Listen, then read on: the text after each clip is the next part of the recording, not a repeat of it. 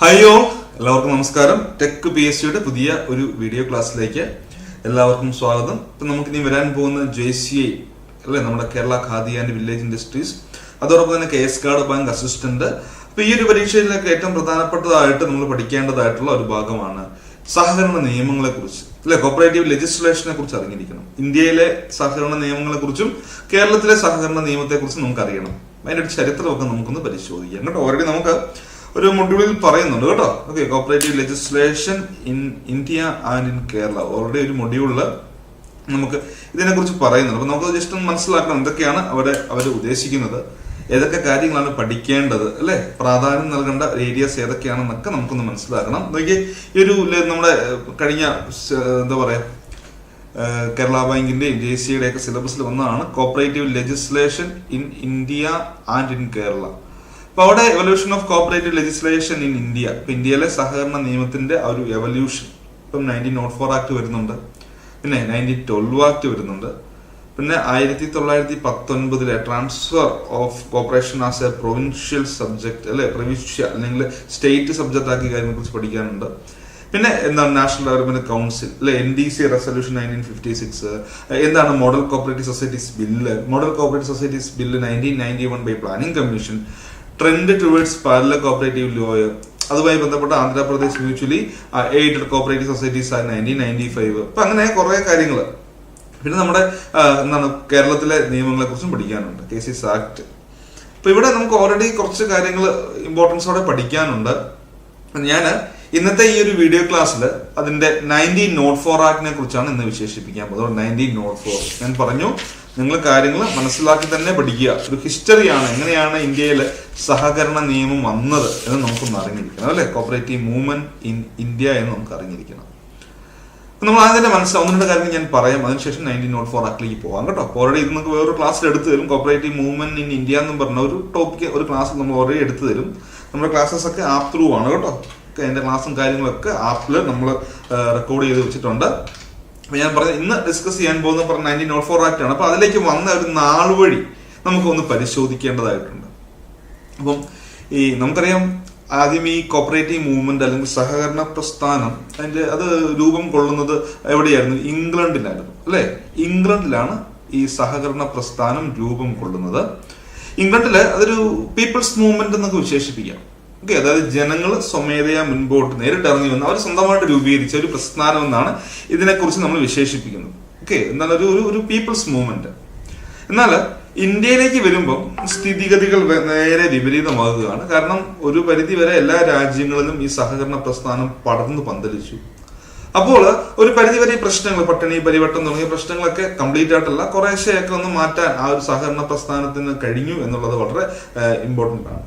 അപ്പൊ അങ്ങനെ ഇരിക്കെ, എന്നാൽ അത് എന്തുകൊണ്ട് ഇന്ത്യയിൽ നടപ്പാക്കിക്കൂടാ എന്നൊരു ചോദ്യം വരുമല്ലോ. കാരണം ഇന്ത്യയിലും നമ്മൾ വലിയ രാജ്യമാണ്, ഇവിടെയും പ്രശ്നങ്ങൾ, പട്ടിണി, പരിവട്ടം, ചൂഷണങ്ങൾ തുടങ്ങിയ ഒരുപാട് പ്രശ്നങ്ങളൊക്കെയാണ്. അപ്പൊ അതിനെ ചെറുക്കാനായിട്ട് അല്ലെങ്കിൽ ഒരു പരിധി വരെ ആ പ്രശ്നങ്ങളെ ഒന്ന് റെഡ്യൂസ് ചെയ്യാൻ വേണ്ടിയിട്ടാണ് ഈ കോപ്പറേറ്റീവ് മൂവ്മെന്റ് അല്ലെങ്കിൽ സഹകരണ പ്രസ്ഥാനം ഇന്ത്യയിലും രൂപീകരിക്കാൻ പോകുന്നത്. ഓക്കെ, മനസ്സിലാക്കുക. അപ്പൊ അതുകൊണ്ട് തന്നെ ഇന്ത്യയിലെ സഹകരണ പ്രസ്ഥാനം എന്ന് പറഞ്ഞാൽ അതൊരു സ്റ്റേറ്റ് പോളിസി അല്ലെങ്കിൽ ഗവൺമെന്റ് മൂവ്മെന്റ് എന്നോ ഒക്കെ നമുക്ക് വിശേഷിപ്പിക്കാം. സ്റ്റേറ്റ് പോളിസി അല്ലെങ്കിൽ ഗവൺമെന്റ് പോളിസിയാണ്.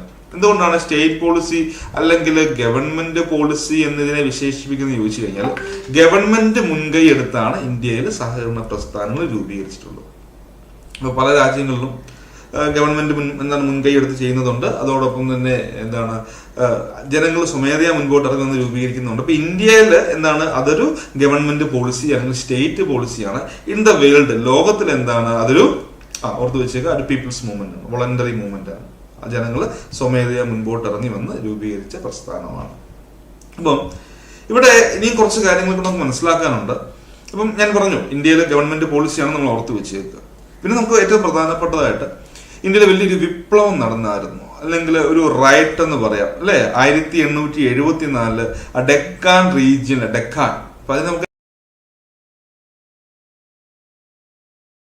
ഡെക്കാൻ റൈറ്റ് ഈ ഒരു വർഷം നമ്മൾ ജസ്റ്റ് ഓർത്ത് വെച്ചേക്കുക.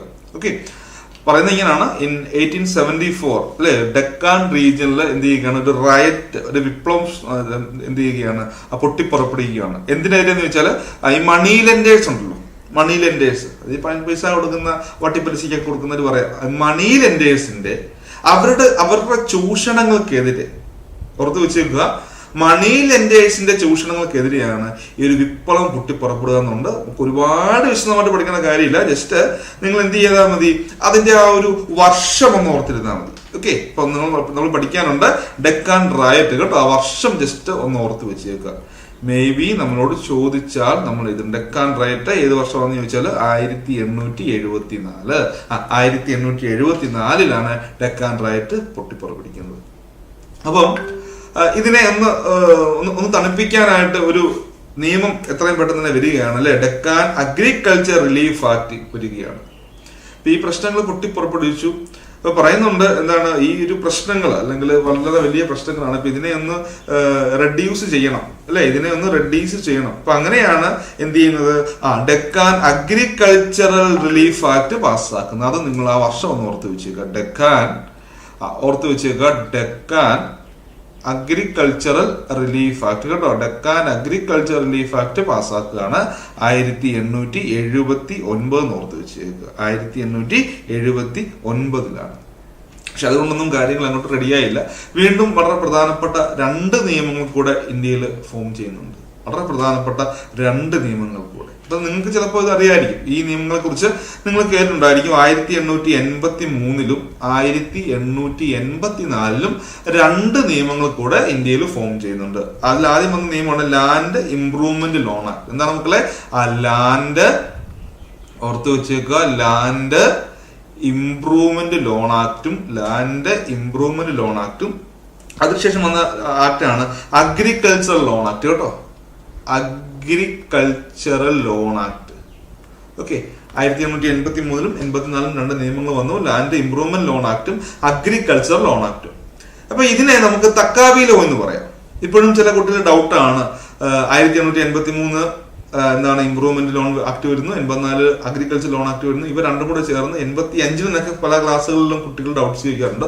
അങ്ങനെയൊന്നുമില്ല. അപ്പൊ എന്താണ് തക്കാവി ലോ എന്നും എന്താണ് തക്കാവി ലോൺ എന്നും നമ്മൾ മനസ്സിലാക്കണം. ക്ലിയർ ആകുന്നുണ്ടോ? തക്കാവി ലോ എന്ന് പറഞ്ഞാൽ, അല്ലെങ്കിൽ തക്കാവി ലോൺ ആദ്യം പഠിപ്പിക്കാം, എന്നാണ് നിങ്ങൾക്ക് മനസ്സിലാവുള്ളൂ. ഗവൺമെന്റ് നേരിട്ട് നൽകുന്ന ലോണിനെ നമുക്ക് തക്കാവി ലോൺ എന്ന് പറയാം. എന്താണ് ഞാൻ പറഞ്ഞത്, ഗവൺമെന്റ് നേരിട്ട് നൽകുന്ന ലോണിനെ തക്കാവി ലോൺ എന്നും, അങ്ങനെ നേരിട്ട് ലോൺ കൊടുക്കാൻ വേണ്ടി അല്ലെങ്കിൽ തക്കാവി ലോൺ കൊടുക്കാൻ വേണ്ടി പാസ്സാക്കുന്ന നിയമത്തെ തക്കാവി ലോ എന്നും പറയാം. ഇച്ചിരി അതിന്റെ ഒരു ബോറൻ ഏരിയ ആണ് കേട്ടോ. ഈ ഒരു മൊഡ്യൂൾ വളരെ ബോർ പിടിച്ച ഏരിയ ആണ്, പഠിക്കാൻ ഭയങ്കര ബുദ്ധിമുട്ടാണ്. പക്ഷെ നമ്മൾ പഠിച്ചേ പറ്റുള്ളൂ.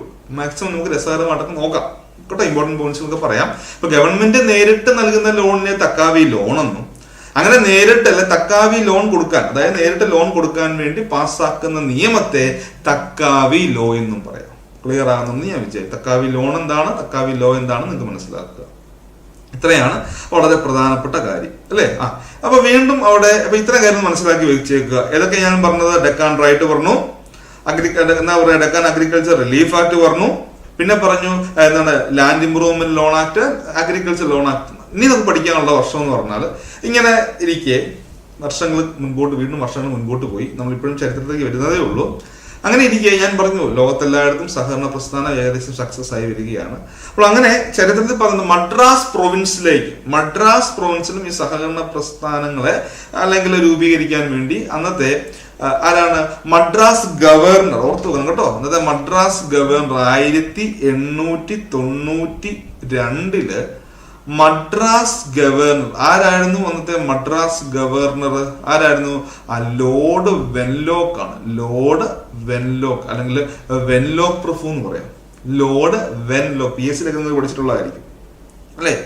PSC നിങ്ങൾ പഠിച്ചിട്ടുള്ളതായിരിക്കും. എന്താണ് അന്നത്തെ മദ്രാസ് ഗവർണർ ആയിരുന്ന ലോർഡ് വെൻലോക്ക് അല്ലെ, വെൻലോക്ക് പ്രഭു. അദ്ദേഹം എന്ത് ചെയ്യുകയാണ്, ഫെഡറിക് നിക്കോൾസിനെ 1892 ഫെഡറിക് നിക്കോൾസിനെ എങ്ങോട്ട് അയക്കുകയാണ്, യൂറോപ്പിലേക്ക് അയക്കുകയാണ്.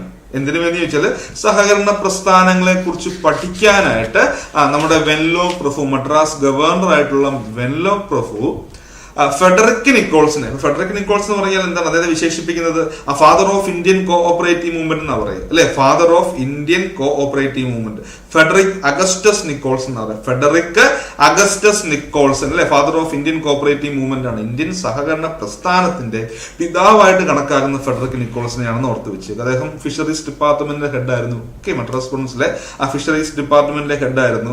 അതുപോലെ തന്നെ പറയുന്നുണ്ട് എന്താണ് bureau in fisheries, bureau of fisheries എന്ന് പറഞ്ഞ് സ്റ്റാർട്ട് ചെയ്ത് അദ്ദേഹമായിരുന്നു 1907. പിന്നെയുണ്ട് ഫാദർ ഓഫ് ഫിഷറീസ് അല്ലെ, മദ്രാസ് പ്രൊവിൻസിലെ ഫാദർ ഓഫ് ഫിഷറീസ്. അങ്ങനെ കുറെ അധികം വിശേഷണങ്ങൾക്ക് അർഹനായിട്ട വ്യക്തിയാണ്. അപ്പം ഓർത്ത് വെച്ചേക്ക് ICS ഓഫീസറായിരുന്നു അദ്ദേഹം, ICS ഓഫീസറായിരുന്നു അദ്ദേഹം. എന്ത് ചെയ്യുകയാണ്, ആ ലോർഡ് വെൻലോക്ക് അദ്ദേഹത്തെ യൂറോപ്പിലേക്ക് അയക്കുകയാണ് സഹകരണ പ്രസ്ഥാനങ്ങളെ കുറിച്ച് പഠിക്കാൻ, to study about cooperative movement in Europe. Europe എന്ന് പറയുന്നത് അദ്ദേഹത്തെ അയച്ചത് ജർമ്മനിയിലേക്കാണ് കേട്ടോ, ജർമ്മനിയിലേക്കാണ് അദ്ദേഹത്തെ എന്ത് ചെയ്യുകയാണ് ഡെപ്യൂട്ടി ചെയ്യുന്ന ഓർത്ത് വെച്ചേക്കുക. ഓക്കെ, പിന്നെ പറയുന്നുണ്ട് അദ്ദേഹം 3 വോളിയൂംസിൽ, അതായത് 1892 ഇദ്ദേഹത്തെ അപ്പോയിന്റ് ചെയ്യുക. 95-ലും 97-ലും 2 വോളിയത്തിലായിട്ട് അദ്ദേഹം എന്ത് ചെയ്യുന്നുണ്ട്, റിപ്പോർട്ട് സമർപ്പിക്കുന്നത്. 99 3 വർഷത്തിലായിട്ട് പഠിക്കാനുണ്ട് കേട്ടോ. ചില പുസ്തകങ്ങൾ 2 പറയുന്നുള്ളൂ, ഓർത്ത് വെച്ചേക്ക്. 1895, 1897, 1899 കേട്ടോ അദ്ദേഹം ഫൈനൽ റിപ്പോർട്ട് സമർപ്പിക്കുന്നുണ്ട്. അപ്പം അദ്ദേഹത്തിന്റെ ആ റിപ്പോർട്ടിൽ അദ്ദേഹം പറയുന്ന ഒരു തലക്കെട്ടുണ്ട്. ഒരു തലക്കെട്ടോട് കൂടിയാണ് അദ്ദേഹം റിപ്പോർട്ട് സബ്മിറ്റ് ചെയ്യുക, ഫൈൻഡ് ആ റൈഫേസൺ. കാരണം ജർമ്മനിയിലേക്ക് അദ്ദേഹം പോയപ്പോൾ അവിടെ വളരെ പ്രശസ്തരായിട്ടുള്ള 2 സഹകാരികളുണ്ട്. അപ്പൊ അവരുടെ എന്താ പറയുക 2 സൊസൈറ്റീസ് രീതിയാണ് വരിക. 2 സഹകാരി വളരെ പ്രശസ്തരായിട്ടുള്ള FW റൈഫേസനും അതോടൊപ്പം തന്നെ എന്താണ് ഷൂൾസും. ഇവർ 2 പേരും വ്യത്യസ്തമായിട്ടുള്ള രീതിയിലാണ് ഇവർ സൊസൈറ്റീസ് സെറ്റ് ചെയ്തിട്ടുള്ളത്. ഒരാള് റൂറൽ ഏരിയാസിൽ വലിയ സ്ട്രിക്റ്റ് ഒന്നും അല്ലാതെ ആണ് സൊസൈറ്റീസ് സെറ്റ് ചെയ്യുക സാധാരണക്കാരുടെ ഇടയിൽ. അതായിരുന്നു FW Raiffeisen. Father of cooperative movement in Germany വിശേഷിപ്പിക്കുന്നത് FW റൈഫേസനെയാണ്. മറ്റൊരാളെന്ന് പറഞ്ഞാൽ ഷൂൾസ് ആണ്. അദ്ദേഹം അർബൻ ഏരിയയിൽ അല്ലെ, ഒരു എബോവ് ആവറേജുകാർ ടൗൺ ഏരിയാസിലൊക്കെയാണ് അദ്ദേഹത്തിന്റെ ബിസിനസ്. അത്യാവശ്യം സ്ട്രിക്റ്റ് ആയിട്ട് തന്നെയൊക്കെ ആയിരുന്നു അദ്ദേഹത്തിന്റെ സൊസൈറ്റീസും. ഫെഡറിക് നിക്കോൾസൺ ആക്ച്വലി അവിടെ പോയിട്ട് എന്ത് ചെയ്യുകയാണ്, ഒരു കൺഫ്യൂഷൻ, റൈഫേസിന്റെ മോഡൽ വേണോ അല്ലെങ്കിൽ ഷൂൾസിന്റെ മോഡൽ വേണോ എന്നൊക്കെ അദ്ദേഹം ആലോചിച്ച് അവസാനം അദ്ദേഹം ഒരു കൺക്ലൂഷനിലേക്ക് എത്തുകയാണ്. ഇന്ത്യയിലും റൂറൽ ആയിട്ടുള്ള ഏരിയാസ് ആണ്, സാധാരണക്കാരാണ്, വളരെ സാധാരണക്കാരാണ്, കൃഷിക്കാരൊക്കെയാണ്. അതുകൊണ്ട് ഇന്ത്യയിലും റൂറൽ ടൈപ്പ് സംഘങ്ങൾ മതി, അല്ലെങ്കിൽ റൈഫേസൻ മോഡൽ സൊസൈറ്റീസ് മതി. എന്താ ഞാൻ പറയുന്നത്, ആ റൈഫേസൻ മോഡൽ സംഘങ്ങൾ മതി. അതുകൊണ്ട് തന്നെയാണ് അദ്ദേഹത്തിന്റെ ആ ഒരു റിപ്പോർട്ടിൽ നൽകിയിട്ടുള്ളത് എന്താണ്, ഫൈൻഡ് റൈഫേസൺ എന്നുള്ള ആ ഒരു റിപ്പോർട്ടാണ് അദ്ദേഹം നൽകിയത് എന്ന് ഓർത്ത് വെച്ചേക്കുക. ക്ലിയർ ആവുന്നുണ്ടോ? വളരെ പ്രധാനപ്പെട്ടാണ്. പിന്നെ 1901 ഫമൈൻ കമ്മീഷൻ റിപ്പോർട്ട് സമർപ്പിക്കുന്നുണ്ട് കേട്ടോ. ഓക്കെ, ഫമൈൻ കമ്മീഷൻ FAMINE ഫമൈൻ കമ്മീഷനും 1901 ഇന്ത്യൻ ഫമൈൻ കമ്മീഷൻ എന്ന് പറയുന്നത്, ഇന്ത്യൻ ഫമൈൻ കമ്മീഷനും 1901 റിപ്പോർട്ട് സമർപ്പിക്കുന്നുണ്ട്. അവർ പറയുന്നുണ്ട് എന്താണ്, formation of mutual credit association അല്ലെങ്കിൽ കോപ്പറേറ്റീവ് ക്രെഡിറ്റ് സൊസൈറ്റി രൂപീകരിക്കണമെന്ന് ഫമൈൻ കമ്മീഷൻ റിപ്പോർട്ട് സമർപ്പിക്കുന്നുണ്ട്. ഓക്കെ, അതേസമയം തന്നെ നമുക്ക് എന്താണ് people's bank for northern India എന്ന് പറഞ്ഞ ബുക്കിൽ 1900 people's bank for northern India എന്ന് പറഞ്ഞ ഒരു ബുക്കിൽ ഡ്യൂപ്പർനിക്സും പറയുന്നുണ്ട് സഹകരണ സ്ഥാപനങ്ങൾ രൂപീകരിക്കണം എന്നുള്ള അദ്ദേഹത്തിന്റെ ഐഡിയാസ് ഒക്കെ പറയുന്നുണ്ട്. അപ്പൊ ഇങ്ങനെ എല്ലാ രീതിയിലും നാനാഭാഗത്തു നിന്നും എന്താണ് സഹകരണ നിയമം അല്ലെങ്കിൽ സഹകരണ പ്രസ്ഥാനങ്ങൾ ഇന്ത്യയിൽ രൂപീകരിക്കണം എന്ന് പറയുന്നുണ്ടായി. ഓക്കെ, അതിൻ പ്രകാരം കുറച്ച് ബോറാണ് എന്ന് കേട്ടിരിക്കണേ. 1901 അന്നത്തെ വൈസ്രോയ്, ഞാൻ നേരത്തെ പറഞ്ഞ ഗവർണറാണ്, മദ്രാസ് ഗവർണറായിരുന്നു ലോർഡ് വെൻലോക്ക്. അന്നത്തെ ഓർത്ത് വൈസ്രോയ് ആരായിരുന്നു? വൈസ്രോയ് അതും PSCക്കാരൊക്കെ കുറച്ച് പഠിച്ചിട്ടുണ്ട് അല്ലെ. ആ വൈസ്രോയ് ആയിരുന്ന ലോർഡ് കഴ്സൺ. ഓർത്ത് വെച്ചേക്കുക, ആ ലോർഡ് കഴ്സൺ അല്ലെങ്കിൽ കഴ്സൺ പ്രഭു എന്ത് ചെയ്യുകയാണ്, ഒരു കമ്മിറ്റി അപ്പോയിന്റ് ചെയ്യുകയാണ്, ഒരു കമ്മിറ്റിയെ. ഓക്കെ, ആ കമ്മിറ്റിയിൽ ആരൊക്കെ ഉണ്ടായിരുന്നു? ഒന്ന് ഉറപ്പായിട്ടും ആര് കാണും, നമ്മുടെ കോപ്പറേറ്റീവ് മൂവ്മെന്റ് പിതാവെന്ന് നമ്മൾ വിശേഷിപ്പിക്കുന്ന അല്ലെങ്കിൽ റിപ്പോർട്ട് സമർപ്പിച്ച നിക്കോൾസൺ ഉണ്ടാവും. പിന്നെ ഈ ബുക്ക് എഴുതിയ ഡ്യൂപ്പർനിക്സ് ഉണ്ട്. പിന്നെ നമ്മൾ ഇതിലൊന്നും ഉൾപ്പെടാതെ മറ്റൊരാളുണ്ട്, എഡ്വേർഡ് ലോ എന്ന് പറയും. അപ്പൊ ഈ എഡ്വേർഡ് ലോയെ അധ്യക്ഷനാക്കിക്കൊണ്ട് ഡ്യൂപ്പർനിക്സിനെയും അതുപോലെ തന്നെ ഫെഡറിക് നിക്കോൾസിനെയും അംഗങ്ങളാക്കിക്കൊണ്ട് ഒരു കമ്മിറ്റി കോൺസ്റ്റിറ്റ്യൂട്ട് ചെയ്യുകയാണ്. 1901 കമ്മിറ്റി എന്ത് ചെയ്യുന്നത്, കമ്മിറ്റിയെ കോൺസ്റ്റിറ്റ്യൂട്ട് ചെയ്യുന്നതെന്ന് ഓർത്ത് വെച്ച് വെക്കുക. ക്ലിയർ ആവുന്നുണ്ടോ? എന്തൊക്കെയാണ് ഞാൻ പറഞ്ഞത്? എഡ്വേർഡ് ലോ കമ്മിറ്റി അല്ലെങ്കിൽ സർ എഡ്വേർഡ് ലോയെ അധ്യക്ഷനാക്കിക്കൊണ്ട് അതോടൊപ്പം തന്നെ എന്താണ് നമ്മളുടെ ഏറ്റവും പ്രധാനപ്പെട്ട ഫെഡറിക് നിക്കോൾസിനെയും ഡ്യൂപ്പർനിക്സിനെയും കൂടെ അതിലെ അംഗങ്ങളാക്കിക്കൊണ്ടാണ് കമ്മിറ്റി കോൺസ്റ്റിറ്റ്യൂട്ട് ചെയ്യുക അല്ലെ.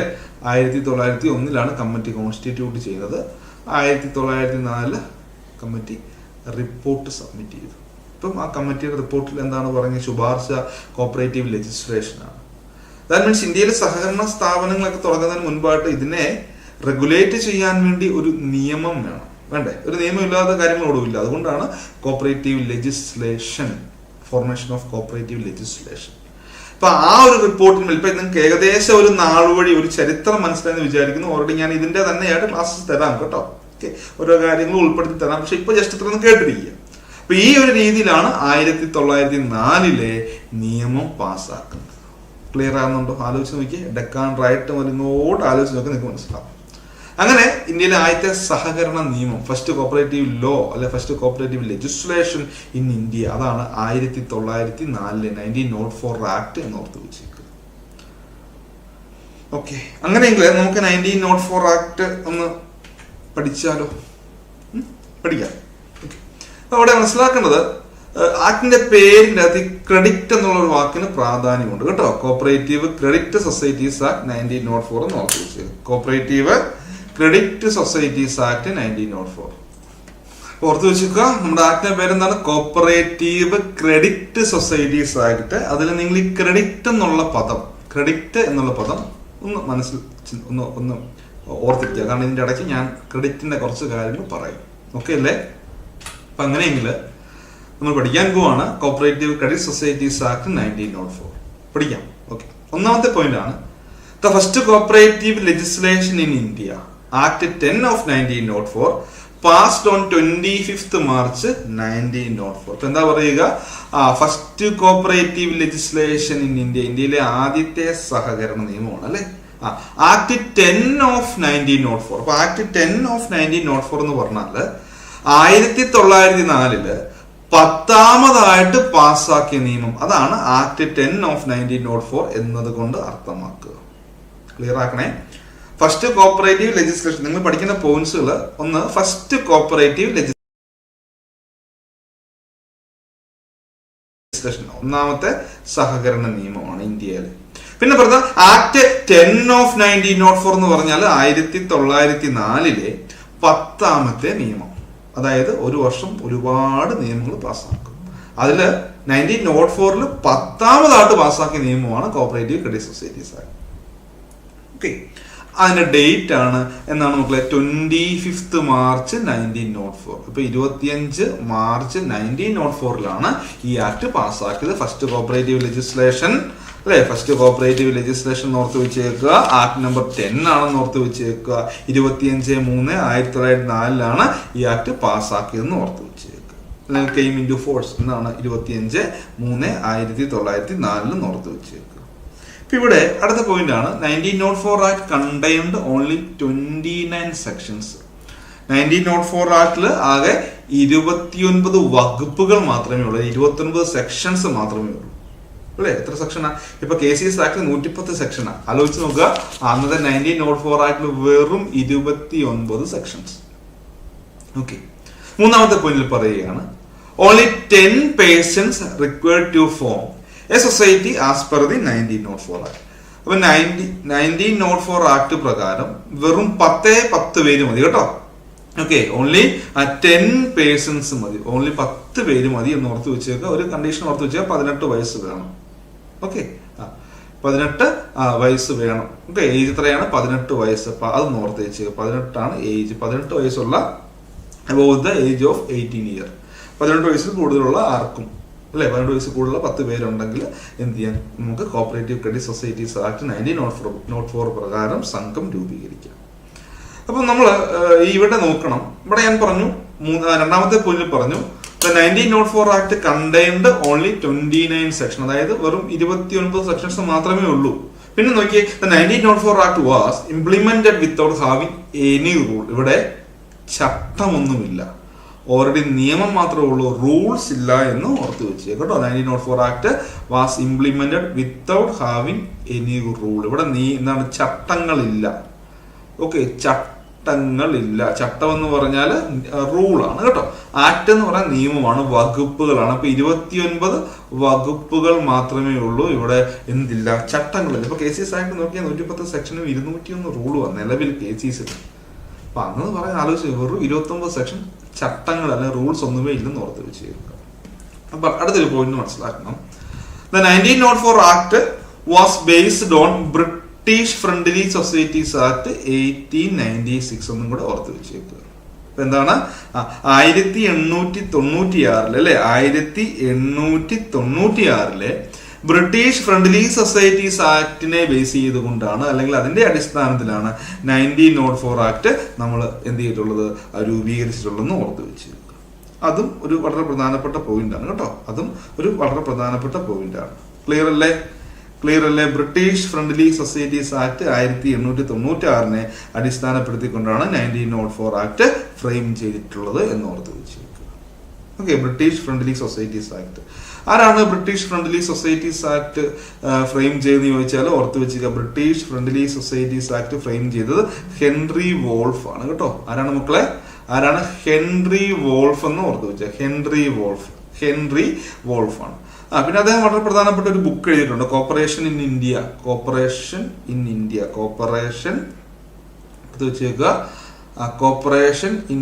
എന്ന് പറയുന്ന ബുക്ക് എഴുതിയിട്ടുള്ളതും ആര് തന്നെയാണ്? നമ്മുടെ ഹെൻറി വോൾഫ് ആണ്. അദ്ദേഹമാണ് British friendly societies act frame ചെയ്തത്. ക്ലിയർ അല്ലേ? ഓക്കെ അല്ലേ? ഇപ്പൊ എത്ര പോയിന്റ്സ് പഠിച്ചു? First cooperative legislation act number 10 ആണ്.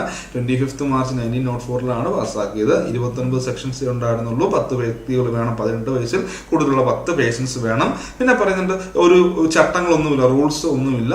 ബ്രിട്ടീഷ് ഫ്രണ്ട്ലി സൊസൈറ്റീസ് ആക്ട് 1896 ബേസിലാണ് 1904 ആക്ട് പാസ്സാക്കിയിട്ടുള്ളത്. ഹെൻറി വോൾഫ് ആണ് British friendly societies act frame ചെയ്തത്. കോപ്പറേഷൻ ഇൻ ഇന്ത്യ എന്ന് പറയുന്ന ബുക്ക് എഴുതിയവരാണ് ഹെൻറി വോൾഫ് ആണെന്ന് ഓർത്ത് വെച്ചിരിക്കുന്നത്. ഓക്കെ, ഇനി ഇവിടെ പറയുകയാണ്, as per the 1904 act, 1904 act പ്രകാരം the liability of urban society was limited or unlimited and the liability of rural society was unlimited. അപ്പൊ അത് മനസ്സിലാക്കുക. അതായത് 1904 ആക്ട് പ്രകാരം അർബൻ സംഘങ്ങളുണ്ടല്ലോ, അർബൻ സൊസൈറ്റി 1904 ആക്ട് പ്രകാരം അർബൻ സംഘത്തിന്റെ ബാധ്യത അല്ലെങ്കിൽ ലയബിലിറ്റി നമുക്ക് 2 ഓപ്ഷൻ ഉണ്ട്. ലിമിറ്റഡ് ആകാം അല്ലെങ്കിൽ അൺലിമിറ്റഡ് ആകാം കേട്ടോ, ലിമിറ്റഡ് ഓർ അൺലിമിറ്റഡ്. എന്നാൽ റൂറൽ സംഘമാണെങ്കിലോ, റൂറൽ സൊസൈറ്റി ആണെങ്കിലോ ഓർത്ത് വെച്ചിട്ട് റൂറൽ സംഘമാണെങ്കിൽ അത് അൺലിമിറ്റഡ് തന്നെയായിരിക്കണം. അവിടെ നമുക്ക് ലിമിറ്റഡ് എന്നുള്ളൊരു ഓപ്ഷൻ ഇല്ല. അർബൻ ആണെങ്കിൽ ലിമിറ്റഡും ആകാം അൺലിമിറ്റഡും ആകാം. എന്നാൽ റൂറൽ ആണെങ്കിൽ അവിടെ അൺലിമിറ്റഡിൽ മാത്രമേ നമുക്ക് രൂപീകരിക്കാൻ പറ്റുകയുണ്ടായിരുന്നു എന്ന് ഓർത്ത് വെച്ച്. അടുത്ത പോയിന്റ് ആണ്, central or apex society could not be started under 1904 act. അപ്പൊ ഈ ആക്ട് കുറെ പോരായ്മകളുണ്ട് കേട്ടോ. പക്ഷെ നമുക്ക് കുറ്റം പറയാൻ പറ്റത്തില്ല, കാരണം അന്ന് ആദ്യമായിട്ട് പാസ്സാക്കുന്ന നിയമമല്ലേ. ആദ്യമായിട്ട് വർഷങ്ങളെടുത്ത് ഒരുപാട് പ്രശ്നങ്ങൾക്ക് പരിഹരിച്ച് ആദ്യമായിട്ട് പാസ്സാക്കിയ ആക്ടാണ് 1904 ആക്ട്. സോ അവിടെ കുറച്ച് ബുദ്ധിമുട്ടുകളൊക്കെ കാണും, കുറച്ച് പോരായ്മകളൊക്കെ ഉണ്ട്. നമുക്ക് നോക്കാം. ഒന്നാമത്തെയാണ്, central or apex society could not be started under the 1904 act. 1904 act പ്രകാരം സെൻട്രൽ അല്ലെങ്കിൽ അപ്പെക്സ് സൊസൈറ്റീസ് രൂപീകരിക്കാൻ പറ്റില്ല കേട്ടോ. Central or apex society could not be started under the 1904 act. ഇനിയും പറയുന്നുണ്ട്, ഞാൻ നിങ്ങളോട് പറഞ്ഞായിരുന്നു ക്രെഡിറ്റ് സൊസൈറ്റീസ് ആക്ട് എന്നുള്ള ഈ ക്രെഡിറ്റ് എന്ന് പറഞ്ഞ പദം ഓർക്കുന്നില്ല. ക്രെഡിറ്റ് നിങ്ങൾ ഓർക്കണം, കാരണം ഈ നിയമപ്രകാരം ക്രെഡിറ്റ് സൊസൈറ്റീസ് മാത്രമേ രൂപീകരിക്കാൻ പറ്റുകയുള്ളൂ. ഓക്കെ, ഈ നിയമപ്രകാരം ക്രെഡിറ്റ് സൊസൈറ്റീസ് വായ്പാ സംഘങ്ങൾ മാത്രമേ രൂപീകരിക്കാൻ പറ്റുള്ളൂ. Non credit society could not be started under the 1904 act.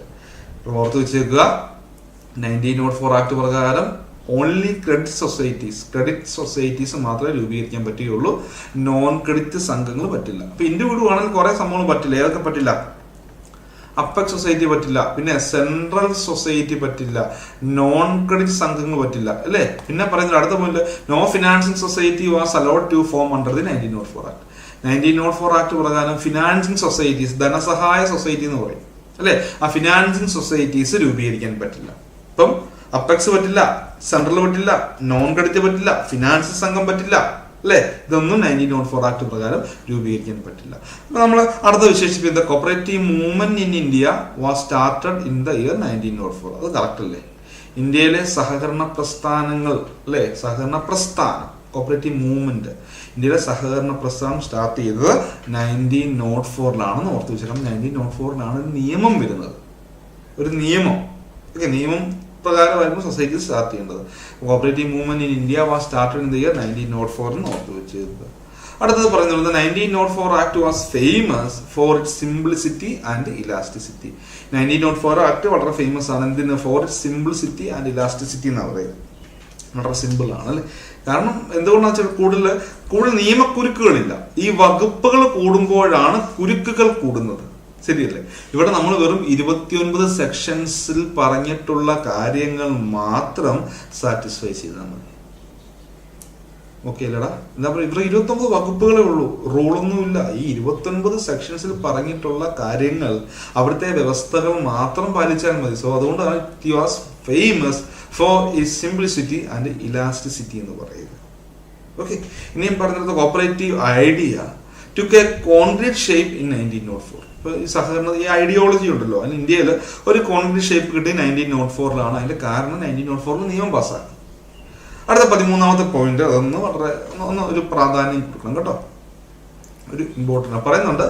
Sir Daniel Hamilton described 1904 as it was the way from poverty to plenty. പോവേർട്ടിയിൽ നിന്നും പ്ലെന്റിയിലേക്കുള്ള ഒരു വഴിയാണ് അല്ലെ, ഒന്നുമില്ലായ്മയിൽ നിന്നും ധാരാളിത്തത്തിലേക്ക്. പോവർട്ടി, പട്ടിണി അല്ലെ, ഒന്നുമില്ലായ്മയിൽ നിന്നും ധാരാളിത്തത്തിലേക്കുള്ള ഒരു വഴിയാണെന്നാണ് സർ ഡാനിയൽ ഹാമിൽട്ടൺ ഈ നിയമത്തെ വിശേഷിപ്പിക്കുന്നത്. It was the way from poverty to plenty. ഓർത്ത് വെച്ചേക്കുക, ഡാനിയൽ ഹാമിൽട്ടൺ. പിന്നെ ഈ നമ്മുടെ 14ാമത്തെ പേര് നോക്കാം. The cooperative societies can be broadly classified into credit and non-credit as per 1904 Act. 1904 act പ്രകാരം സഹകരണ സംഘങ്ങളെ എന്താണ് ബ്രോഡ്ലി നമ്മൾ പറയുന്നത്? ക്രെഡിറ്റ് ആൻഡ് നോൺ ക്രെഡിറ്റ് അല്ലെ. ക്രെഡിറ്റ് എന്നും വായ്പാ സംഘം എന്നും വായ്പാ ഇതര സൊസൈറ്റി അല്ലെ. ഓർത്ത് വെച്ചാൽ ക്രെഡിറ്റ് ആൻഡ് നോൺ ക്രെഡിറ്റ് എന്ന് എന്ത് ചെയ്യുന്നുണ്ട്? തരം തിരിക്കുന്നുണ്ട്. എന്നിട്ട് അതിൽ ക്രെഡിറ്റ് സംഘം മാത്രമേ ഇവിടെ 1904 ആക്ട് പ്രകാരം രൂപീകരിക്കാൻ പറ്റുള്ളൂ. ഓക്കെ അല്ലടാ? അപ്പൊ ക്രെഡിറ്റ് ആൻഡ് നോൺ ക്രെഡിറ്റ് എന്ന് തരംതിരിക്കുന്നുണ്ട്. ക്രെഡിറ്റ് സംഘങ്ങൾ മാത്രമേ നമുക്ക് രൂപീകരിക്കാൻ പറ്റുകയുള്ളൂ. അടുത്തത് 15ാമത്തെ point, as per 1904 act cooperative society is classified as rural and urban. 1904 act പ്രകാരം സംഘങ്ങളെ റൂറൽ എന്നും അർബൻ എന്നും തരംതിരിക്കുന്നുണ്ട്. Classified as rural and urban, rural എന്നും അർബൻ എന്നും തരംതിരിക്കുന്നുണ്ട് എന്ന് ഓർത്ത് വെച്ചേക്കുക. ഇപ്പൊ ക്രെഡിറ്റ് നിന്നും നോൺ ക്രെഡിറ്റ് നിന്നും തരംതിരിക്കുന്നത് കാരണം എന്നിട്ട് ക്രെഡിറ്റ് സംഘം മാത്രമേ രൂപീകരിക്കാൻ പറ്റും, നോൺ ക്രെഡിറ്റ് രജിസ്റ്റർ ചെയ്യാൻ പറ്റില്ല. 1904 ആക്ട് പ്രകാരം വന്ന് cooperative societies were classified as rural and urban, rural എന്നും അർബൻ എന്നും എന്ത് ചെയ്യുന്നുണ്ട്? തരംതിരിക്കുന്നുണ്ട് അല്ലേ. ഇനി ഞാൻ പറയുന്നുണ്ട്, the provision for audit, inspection and inquiry was allowed as per 1904 act. അപ്പൊ 1904 ആക്ട് പ്രകാരം അല്ലെങ്കിൽ 1904 ആക്ടിൽ എന്തുണ്ട് പറയുന്നുണ്ട്? പ്രൊവിഷൻസ് ഉണ്ട് അല്ലെ, വ്യവസ്ഥകളുണ്ട്. സംഘം എങ്ങനെ ഓഡിറ്റ് ചെയ്യണം, ഇൻസ്പെക്ഷൻ നടത്തണം, ഇൻക്വയറി നടത്തണം തുടങ്ങിയ വ്യവസ്ഥകൾ കേട്ടോ. The provision for audit, inspection and inquiry was allowed as per 1904 act എന്ന് ഓർത്ത് വെച്ച് കേട്ടോ. അതിന്റെ സെക്ഷൻ 21 കേട്ടോ. ഓഡിറ്റ് ഇൻസ്പെക്ഷനുമൊക്കെ ബന്ധപ്പെട്ട സെക്ഷൻ 21 ഓർത്ത് വെച്ചു. പിന്നെ the societies were exempted from payment of income tax, stamp duty and registration fee. സംഘങ്ങൾക്ക് എക്സംഷൻ ഉണ്ട് അല്ലെ, ഇളവുണ്ട്. എന്തടയ്ക്കേണ്ട കാര്യമില്ല, ആ ഇൻകം ടാക്സ് അടയ്ക്കേണ്ട, പിന്നെ ആ സ്റ്റാമ്പ് ഡ്യൂട്ടി ഇല്ല, രജിസ്ട്രേഷൻ ഫീ ഇല്ല. ഇൻകം ടാക്സ് ഇല്ല, സ്റ്റാമ്പ് ഡ്യൂട്ടി ഇല്ല, രജിസ്ട്രേഷൻ ഫീസ് ഒന്നും അടയ്ക്കേണ്ട കേട്ടോ. അവിടെ എല്ലാം ഇളവ്, എക്സംഷൻ ഉണ്ടെന്ന് ഓർത്ത് വെച്ചേക്കുക. 18ാമത്തെ പറ്റി പറയുന്നുണ്ട്. ഞാൻ നിങ്ങളോട് പറഞ്ഞു ഇവിടെ നമ്മൾ റൂറൽ എന്നും അർബൻ എന്നും തരം തിരിക്കുന്നുണ്ടെന്ന് പറഞ്ഞില്ലേ. റൂറൽ എന്നും അതുപോലെ തന്നെ അർബൻ എന്നും തരം തിരിക്കുന്നുണ്ട്. അപ്പൊ ഒരു സംഘം റൂറൽ ആയിരിക്കണമെന്നുണ്ടെങ്കിൽ, അല്ലെങ്കിൽ ഒരു സംഘം റൂറൽ സൊസൈറ്റി എന്ന് വിളിക്കണമെന്നുണ്ടെങ്കിൽ അതിലെ 80% ആൾക്കാരും എന്തായിരിക്കണം? അഗ്രികൾച്ചറിസ്റ്റ് ആയിരിക്കണം. ക്ലിയർ ആക്കുക. ഒരു സംഘം റൂറൽ ആണെന്നുണ്ടെങ്കിൽ 80% അഗ്രികൾച്ചറിസ്റ്റ് ആയിരിക്കണം. ഒരു സംഘം അർബൻ ആയിരിക്കണം എന്നുണ്ടെങ്കിൽ 80% മെമ്പേഴ്സ് ആവട്ടെ. മെമ്പേഴ്സിന്റെ കാര്യം പറയുക, 80% മെമ്പേഴ്സും അർബൻ ആണെന്നുണ്ടെങ്കിൽ നോൺ അഗ്രികൾച്ചറിസ്റ്റ് ആയിരിക്കണം. ഓക്കെ, ഓർത്ത് വെച്ചേക്കുക. ഒരു സംഘം റൂറൽ ആകണമെങ്കിൽ 80% അവിടുത്തെ അംഗങ്ങൾ കൃഷിക്കാരായിരിക്കണം. ഇനി ഒരു സംഘം അർബൻ ആകണമെങ്കിൽ അവിടെ 80% കൃഷിക്കാരാവരുത് അംഗങ്ങൾ. അതും ക്ലിയർ ആയെന്ന് വിചാരിക്കും. ഓക്കെ, അതാ പറയാം. Cooperatives were classified as rural and urban. 80% agriculturist in rural and 80% non-agriculturist in urban. ഇനി പറയണം, audit was A statutory duty as per this act, duty of registrar as per this act. അപ്പം ഈ നിയമപ്രകാരം audit എന്ന് പറയുന്നത് ആരുടെ മാത്രം നിയമപരമായ ഉത്തരവാദിത്വമാണ്? സ്റ്റാറ്റ്യൂട്ടറി ഡ്യൂട്ടി ഓഫ് രജിസ്ട്രാർ എന്ന് ഓർത്ത് വെച്ച് കേട്ടോ. Audit was A statutory duty of registrar as per this act. അപ്പൊ ഈ ആക്ട് പ്രകാരം അല്ലെങ്കിൽ ഈ നിയമപ്രകാരം രജിസ്ട്രാറിന്റെ നിയമപരമായ ഡ്യൂട്ടിയാണ് ഓഡിറ്റ് എന്നോർത്ത് വെച്ചിരിക്കുന്നത്. നിയമം പറയുന്നത് ആസ് പെർ 1904 ആക്ട് 1904 ആക്ട് പ്രകാരം each cooperative society was to be audited by registrar once in a year. അപ്പൊ വർഷത്തിൽ ഒരിക്കൽ സഹകരണ സംഘങ്ങളിൽ പോയി ഓഡിറ്റ് ചെയ്യണം. ആര് ചെയ്യണം? രജിസ്ട്രാർ ചെയ്യണം കേട്ടോ. ഇന്നത്തെ കാലത്തൊക്കെ ആണെങ്കിൽ പറ്റി വലിയ പാടാണ്, അന്ന് സംഘങ്ങളുടെ എണ്ണം കുറവാണ്. ഇപ്പൊ 1904 ആക്ട് പ്രകാരം രജിസ്ട്രാർ തന്നെ സ്വമേധയാ പോയി എല്ലാ സംഘവും വർഷത്തിൽ ഒരിക്കലെങ്കിലും ഓഡിറ്റ് ചെയ്യണം. Okay, as per 1904 Act, each cooperative society was to be audited by the registrar. എല്ലാ സഹകരണ സംഘങ്ങളും ആരാൽ ഓഡിറ്റ് ചെയ്യപ്പെടണം? രജിസ്ട്രാർ പോയി ഓഡിറ്റ് ചെയ്യപ്പെടണം. ഇപ്പം വൺസ് ഇൻ എ ഇയർ, വർഷത്തിൽ ഒരിക്കൽ. അത് എങ്ങനെയാ? Free of cost. പൈസ ഒന്നും മേടിക്കാൻ പറ്റില്ല, ഓഡിറ്റിന് കോസ്റ്റ് ഒന്നുമില്ല. ഫ്രീ ആയിട്ട് രജിസ്ട്രാർ തന്നെ പോയിട്ട് എല്ലാ സംഘവും വർഷത്തിൽ ഒരിക്കൽ ഓഡിറ്റ് ചെയ്യണമെന്ന് ഓർത്ത് വെച്ചേക്കാം. ഓക്കെ, ക്ലിയർ അല്ലേ? ക്ലിയർ അല്ലേ? ക്ലിയർ അല്ലേ? അപ്പം നമ്മുടെ ഓർത്ത് വെച്ചേക്കാം. അത് വലിയ വള്ളിപ്പണിയാണല്ലേ, അല്ലേ? പെട്ടുപോകത്തേ ഉള്ളൂ മനുഷ്യൻ. അദ്ദേഹം തന്നെ പോയിട്ട് എല്ലാ സംഘവും വർഷത്തിൽ ഒരിക്കൽ സ്വമേധയെ ഓഡിറ്റ് ചെയ്യുക എന്ന് പറഞ്ഞാൽ നമ്മുടെ എന്താ പറയുക, അത്ര ബുദ്ധിമുട്ട് പിടിച്ചൊരു പരിപാടിയായിരിക്കും അത്. കഷ്ടപ്പാട് കൂടുതലാണ്. അടുത്ത പോയിട്ട് നോക്കാം. Sir Edward Law committee consist of members, അല്ലേ? Consist of 3 members. Sir Edward Law, H Dupernex and Frederick Nichols. ഞാൻ ഓൾറെഡി ഈ പോയിന്റ് നമ്മൾ ഇന്റർനാഷണൽ സ്റ്റേജിൽ പറഞ്ഞായിരുന്നു. പറയുന്നുണ്ട് 1901 അന്നത്തെ എന്താ പറയുക വൈസ്രോയി ആയ ലോർഡ് കേഴ്സൺ ഒരു കമ്മിറ്റി അപ്പോയിന്റ് ചെയ്തു, അല്ലെ? Sir Edward Law committee. ആ കമ്മിറ്റിയാണ് എന്ത് പറയുന്നത് റെക്കമെൻഡ് ചെയ്തത്? Formation of the 1904 act. 1904 act recommend ചെയ്ത കമ്മിറ്റി ഏതെന്ന് ചോദിച്ചാൽ അത് സാർ എഡ്വേർഡ് ലോ കമ്മിറ്റിയാണ്. Sir Edward Law committee. അതിൽ ആരൊക്കെ ഉണ്ടായിരുന്നു? എഡ്വേർഡ് ലോ ഉണ്ടായിരുന്നു, അദ്ദേഹമാണ് കമ്മിറ്റിയുടെ ചെയർമാൻ. എച്ച് ഡ്യൂപ്പർനിക്സ് ഉണ്ട്, ഫ്രെഡറിക് നിക്കോൾസൺ ഉണ്ട് കേട്ടോ. അപ്പൊ അത് ഒന്ന് ഓർത്ത് വെച്ചേക്കുക. അടുത്ത പോയിന്റാണ് first cooperative law commission in India. ഇന്ത്യയിലെ ആദ്യത്തെ ലോ കമ്മീഷൻ എന്ന് വിശേഷിപ്പിക്കുന്നത് ഇവരെയാണ്. ക്ലിയർ അല്ലേ? ക്ലിയർ അല്ലേ? ഓക്കെ അല്ലേ? അപ്പൊ ഒന്ന് ഓർത്ത് വെച്ചിരിക്കുക. Sir Edward Law committee consist of 3 members. Sir Edward Law, H Dupernex and Frederick Nicholson was appointed in 1901. 1901 committee appoint ചെയ്തത്. ആരാണ്? വൈസ്രോയി ആയിരുന്ന ലോർഡ് കേഴ്സൺ ആണെന്ന് ഓർത്ത് വെച്ചേക്കുക. അവരാണ് റെക്കമെൻഡ് ചെയ്തത് 1904 ആക്ടിന്റെ ആ ഒരു ഫോർമേഷൻ ഓർത്ത് വെച്ചേക്കുക. ഓക്കെ, ക്ലിയർ അല്ലേ? ക്ലിയർ അല്ലേ? ഓക്കെ അല്ലേ? ഒന്ന് കമന്റ് ചെയ്തേ. എല്ലാവരും മനസ്സിലൊന്ന് പറഞ്ഞേ. എല്ലാവരും ഒന്ന് ഓർത്തേ, കാര്യങ്ങളൊന്ന് ഓർക്കുക. ഓക്കെ, അടുത്ത പ്രധാനപ്പെട്ട ഒരു പോയിന്റ് നമ്മൾ മനസ്സിലാക്കണം. ഈ സർ ഡൗസൽ ഇബർട്സൺ കമ്പൈൽഡ് ദ 1904 ആക്ട് വളരെ പ്രധാനപ്പെട്ടതാണ്. ഈ കമ്പൈൽഡ് എന്നൊക്കെ പറയാൻ സമാഹരിക്കുക എന്നൊക്കെ പറയാം, അല്ലെ? അപ്പൊ ഓർത്ത് നോക്കുക. സർ ഡൗസൽ ഇബർട്സൺ, ആ പേരൊന്ന് ഓർത്തേക്കണം, നമ്മൾ ചോദിക്കാം കേട്ടോ. സർ ഡൗസൽ ഇബർട്സൺ കമ്പൈൽഡ് ദി 1904 ആക്ട് എന്ന് ഓർത്ത് വെച്ചേക്കുക. പിന്നെ ഓൾറെഡി നമ്മൾ പറഞ്ഞായിരുന്നു ആ സമയത്ത് വൈസ്രോയി, അല്ലെ? Lord Kherson was the viceroy at the time of enactment of 1904. അപ്പൊ 1904 ആക്ട് എനാക്ട് ചെയ്യുന്ന സമയത്ത് എന്താ വൈസ്രോയി എന്നറിയപ്പെടുന്നത് ലോർഡ് കേഴ്സൺ ആണ് കേട്ടോ. ഓക്കെ അല്ലേ? അടുത്തത് ഈ നിയമവുമായി ബന്ധപ്പെട്ട കുറച്ച് കാര്യങ്ങളാണ് നമ്മൾ ഡിസ്കസ് ചെയ്യാൻ പോകുന്നത്. 25ാമത്തെ പോയിന്റിൽ പറയുന്നുണ്ട് the 1904 act allowed only individual as members. ഇപ്പൊ 1904 ആക്ട് പ്രകാരം ഇൻഡിവിജ്വൽസിന് മാത്രമേ ഒരു സംഘത്തിൽ മെമ്പർ ആകാൻ പറ്റുകയുള്ളായിരുന്നു. മറ്റു സൊസൈറ്റിക്കോ മറ്റാർക്കും പറ്റില്ല. അതാ പറയുന്നത് 1904 act allowed only individual as members. പിന്നെ പറയുന്നുണ്ട് and as per this act a member cannot hold more than 1/5 of the share capital. അപ്പം ഒരു വ്യക്തിക്ക് 1/5 കൂടുതൽ ഷെയർ ക്യാപിറ്റലിന്റെ 1/5 അല്ലെങ്കിൽ 1/5 കൂടുതൽ കൈവശം വെക്കാൻ അധികാരമില്ലായിരുന്നു. അതോടൊപ്പം തന്നെ അവിടെ ഒരു ക്ലോസ് പറയുന്നുണ്ട്, എ മാക്സിമം ഓഫ് ₹1000 രൂപ വരെ പറ്റുള്ളൂ. ഓക്കെ, എ മാക്സിമം ഓഫ് ₹1000 എന്ന് ഓർത്ത് വെച്ചേക്കുക. അപ്പൊ ഇവിടെ പറയുന്നുണ്ട് 1904 act allowed only individual as members. ഇപ്പൊ ഇൻഡിവിജ്വൽസിന് മാത്രമേ ഇവിടെ മെമ്പർ ആകാൻ പറ്റുകയുള്ളൂ. A member cannot hold more than 1/5 of the share capital subject to a maximum of ₹1000. അടുത്തത് ഞാൻ പറഞ്ഞു ഇവിടെ എത്ര സെക്ഷൻസ് ഉണ്ട്? 29 സെക്ഷൻസ് ഉണ്ടായിരുന്നു, അല്ലെ? 29 സെക്ഷൻസ് ഉണ്ടായിരുന്നു. അപ്പം അവിടെ സെക്ഷൻ 1 എന്ന് പറഞ്ഞാൽ ഏതാണ്? Title and extent of application. നമുക്കിപ്പോ എല്ലാം നോക്കേണ്ട കാര്യമില്ല കേട്ടോ. Short title, extent and commencement ഒക്കെയാണ് ഈ സെക്ഷൻ 1 പറയുന്നത്. സെക്ഷൻ 3 പറഞ്ഞ എന്താണ്? കോൺസ്റ്റിറ്റ്യൂഷൻ ഓഫ് സൊസൈറ്റീസ് ആണ്.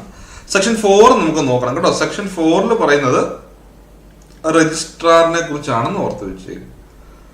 രജിസ്ട്രാർ, പിന്നെ അവിടെ സെക്ഷൻ എന്താണ് ഏറ്റവും പ്രധാനപ്പെട്ട സെക്ഷൻ 1, സെക്ഷൻ 21 അത് ഓർത്ത് കേട്ടോ. ഒന്നാണ് ഓഡിറ്റ് 21 കേട്ടോ, 21 പറയുന്നുണ്ട് ഓഡിറ്റ്, ഇൻസ്പെക്ഷൻ ആൻഡ് ഇൻക്വയറി കേട്ടോ. ഇതുമായി ബന്ധപ്പെട്ട കാര്യങ്ങളാണ് സെക്ഷൻ 21 പറയുന്നത്. 23 ഡിസല്യൂഷൻ കേട്ടോ. അതൊക്കെ ഒന്ന് ജസ്റ്റ് ഒന്ന് ഓർത്ത് വെച്ചേക്കുക. ഇനി ഞാൻ പറഞ്ഞത് ക്രിയേഷൻ, അടുത്ത പോയിന്റ് ആണ് നോ പ്രൊവിഷൻ ഫോർ അമെൻമെന്റ് of bylaw in 1904 act.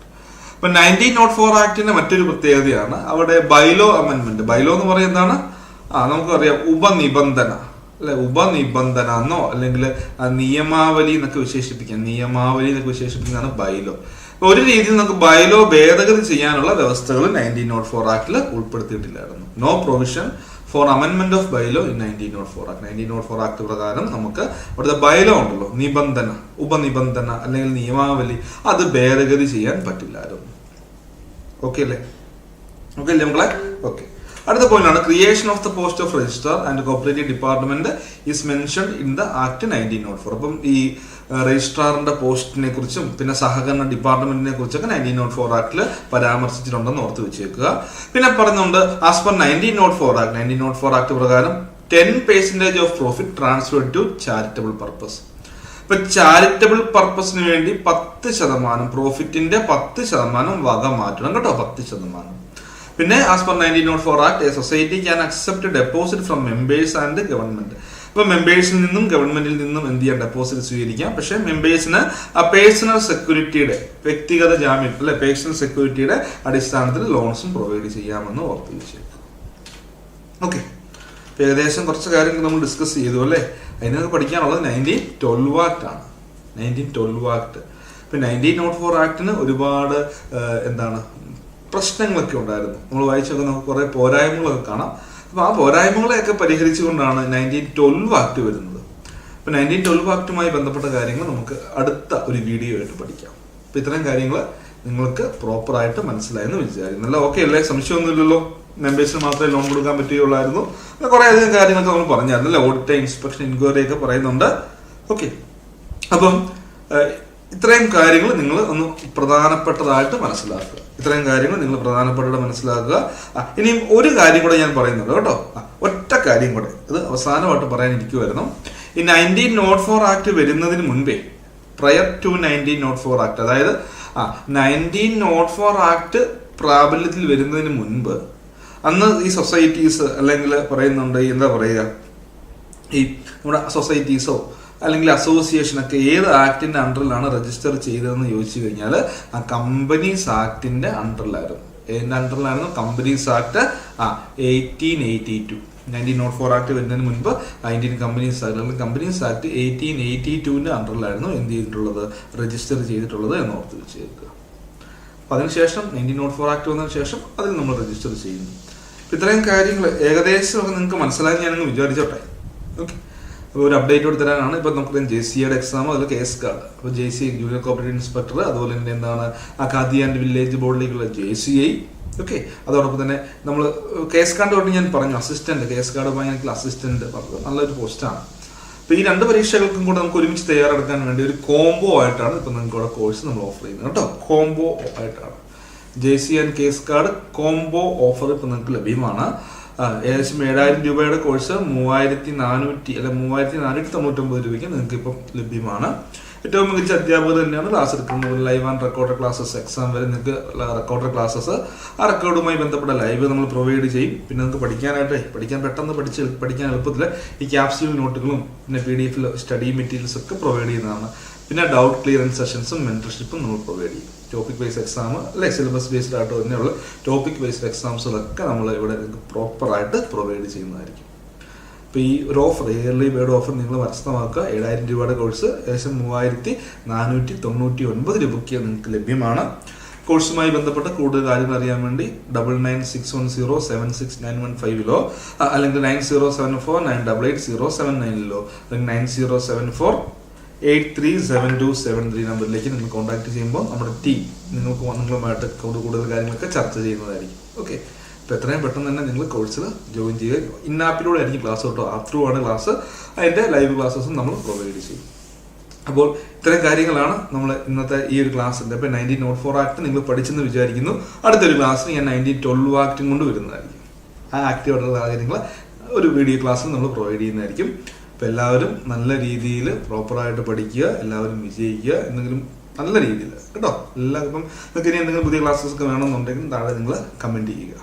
Okay, thank you. എല്ലാവർക്കും ഓൾ ദി ബെസ്റ്റ്.